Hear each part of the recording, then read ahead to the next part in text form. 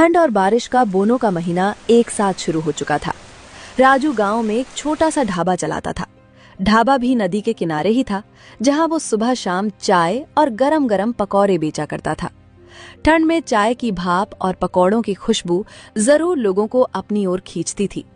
राजू मेहनती था, मगर हालात उसके खिलाफ थे। तभी एक ग्राहक राजू के ढाबे पर आकर बैठता है। अरे राजू भाई, जरा एक कप गर्मा गर्म चाय लगा दो यार, आज तो ठंड हड्डियों तक घुस रही है। हाँ भाई, क्यों नहीं, अभी लगाता हूँ तुम्हारे लिए। चाय पियोगे तो शरीर में थोड़ी गर्मी आ जाएगी। राजू भाई, एक बात पूछूं, अगर बुरा ना मानो तो? अरे नहीं भाई, पूछो, इसमें बुरा मानने वाली क्या बात है। तुमने गांव छोड़कर नदी किनारे घर क्यों बना रखा है? गांव में रहते तो ज्यादा सुरक्षित रहता। राजू कुछ पल के लिए चुप हो जाता है, फिर गहरी सांस लेकर बोलता है। भाई, गांव में किराए के घर के रेट बहुत ज्यादा हैं। हमारी इतनी औकात कहाँ कि हर महीने मोटा किराया दे सकें। जो थोड़ा बहुत कमाते हैं वो बच्चों के पेट और दवा में चला जाता है। लेकिन भाई, नदी किनारे रहना तो बहुत खतरनाक है। आसपास कोई घर भी नहीं है और पानी का लेवल भी दिन ब दिन बढ़ता जा रहा है। हाँ भाई, खतरा तो है, पर मजबूरी भी तो देखो। गरीब आदमी के पास चुनने के लिए ज्यादा रास्ते कहाँ होते हैं। जहां जगह मिल गई वहीं झोपड़ी डाल ली। मैंने तो सुना है इस बार बारिश बहुत ज्यादा होने वाली है। अगर पानी और बढ़ गया तो? अरे भाई, अब हम क्या कर सकते हैं, गरीब हैं तो इसी मारे वहीं रहना पड़ेगा। रोज यही सोचकर सोते हैं कि भगवान सब ठीक रखे, जो होगा देखा जाएगा। इतने साल से वहीं रहते आ रहे हैं, अभी तक तो कुछ नहीं हुआ, आगे भी उम्मीद है कुछ नहीं होगा। लो भाई, गर्मा गर्म चाय दिल और शरीर दोनों को गर्म कर देगी। भगवान करे राजू भाई तुम्हारे हालात भी सुधरे। तुम मेहनती आदमी हो, एक दिन जरूर सब ठीक होगा। राजू ढाबा बंद करता है। चूल्हे की आग बुझाकर वो थके कदमों से अपने नदी किनारे बने छोटे से घर की ओर बढ़ता है। अरे राजू, क्या हुआ?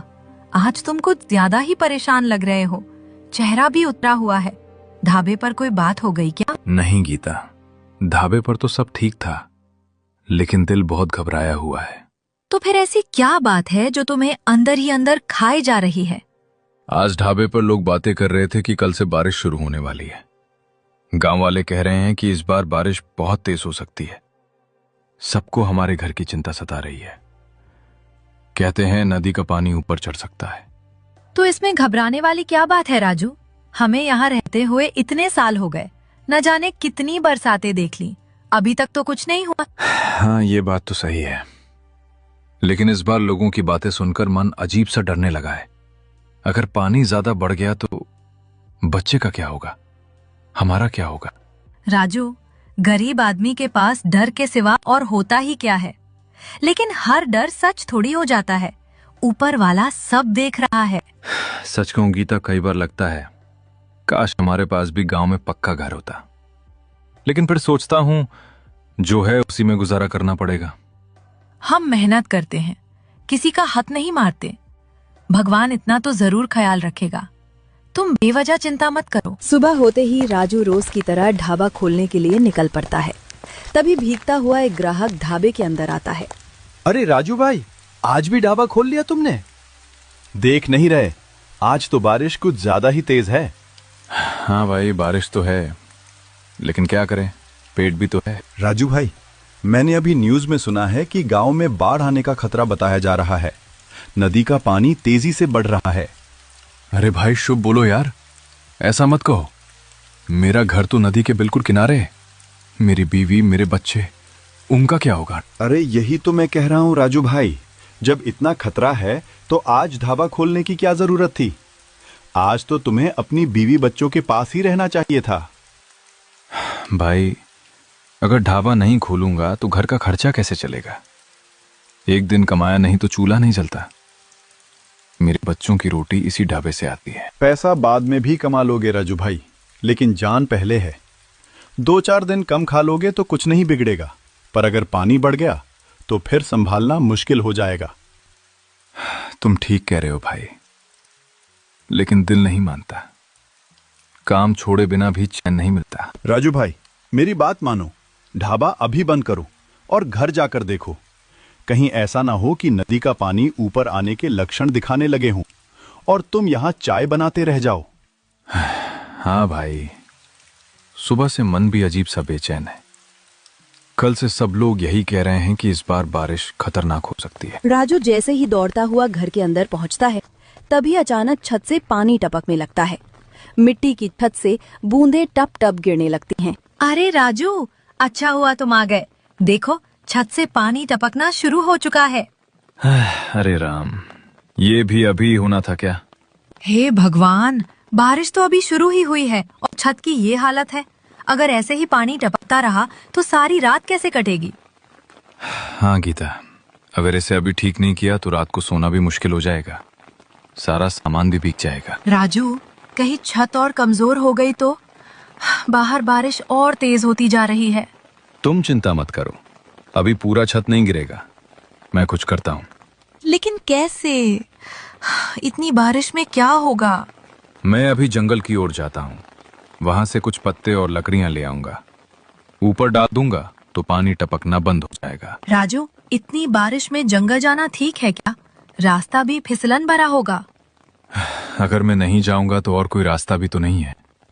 गरीब आदमी के पास उपाय कम होते हैं, मजबूरी ज्यादा। राजू तेज बारिश के बीच जंगल की ओर बढ़ता है। चारों तरफ अंधेरा, फिसलन भरी जमीन और हवा की तेज आवाज। चलते चलते अचानक उसकी नजर सामने एक गुफा पर पड़ती है। अरे, जंगल के बीच ये गुफा, ये यहाँ कहाँ से आ गई? गुफा तो काफी बड़ी और ठीक ठाक लग रही है, लेकिन अभी इसे देखने का वक्त नहीं है। राजू को घर की चिंता सताने लगती है। राजू इधर उधर देखकर सूखी लकड़ियां और पत्ते इकट्ठा करता है। बारिश में भीगते हुए वो लकड़ियों का गट्ठर उठाता है और जल्दी जल्दी घर की ओर निकल पड़ता है। घर पहुंचते ही राजू बिना देर किए छत पर चढ़ जाता है। गीता नीचे से घबराई हुई देख रही होती है। राजू छत पर लकड़ियां और पत्ते जमा देता है। कुछ देर बाद छत से टपकता पानी धीरे धीरे बंद हो जाता है। देखो गीता, अब पानी टपकना बंद हो गया है। हाँ राजू, सच में अब छत से पानी नहीं आ रहा। कम से कम रात तो कट जाएगी। अब हमें चिंता करने की कोई जरूरत नहीं है। राजू, छत की समस्या तो अभी के लिए ठीक हो गई, लेकिन मुझे यहाँ रुकना ठीक नहीं लग रहा। बारिश और तेज हो गई तो नदी का पानी बढ़ सकता है। हाँ गीता, तुम ठीक कह रही हो। मेरा मन बहुत घबरा रहा है। हमें जल्द से जल्द यहाँ से कहीं और जाना चाहिए। कुछ दिनों के लिए ही सही, गांव में कोई घर किराए पर ले लो। तुम चिंता मत करो, मैं 1-2 दिन में गांव में घर किराए पर ले लूंगा। बच्चों और तुम्हारी सुरक्षा सबसे पहले है। राजू सिर हिलाकर बाहर निकल जाता है।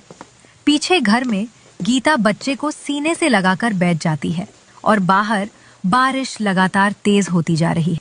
राजू अपने ढाबे पर पहुंचता है। बारिश अब पहले से कहीं ज्यादा तेज हो चुकी होती है।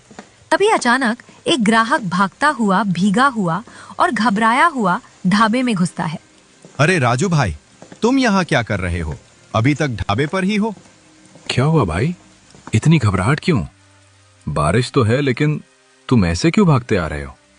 राजू भाई, देर मत करो, जल्दी से यहाँ से निकलो। नदी का पानी बहुत तेजी से ऊपर उठ गया है। अरे भाई, ये कैसी बातें कर रहे हो? मैं तो अभी थोड़ी देर पहले ही अपने घर से होकर आया हूँ। इतनी जल्दी नदी का पानी कैसे बढ़ सकता है? राजू भाई, तुम नहीं समझ रहे। गांव के दूसरे हिस्से में पानी भरना शुरू हो गया है। लोग अपने अपने घर छोड़कर ऊंची जगह की ओर भाग रहे हैं। क्या क्या सच में?